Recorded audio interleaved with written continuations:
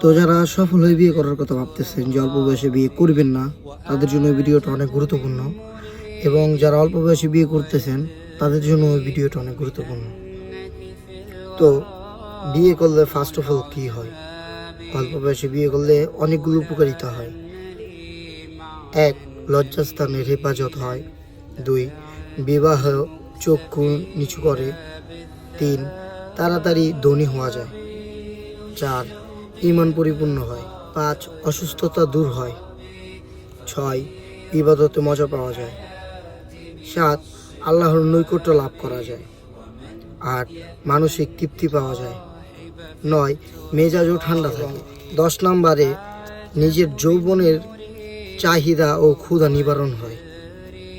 এর দ্বারা আমরা বুঝলাম যে যত দেরিতে বিয়ে করবেন তত আপনার ক্ষতি হবে, কারণ আপনার যৌবনের যে তৃপ্তি ছিল সেটা পাবেন না, এবং আপনার যে একটা আশা ছিল বা যে একটা ক্ষুধা ছিল সেটা নিবারণ হয়ে যাবে, তখন আর কোনো সুখ পাওয়া যাবে না।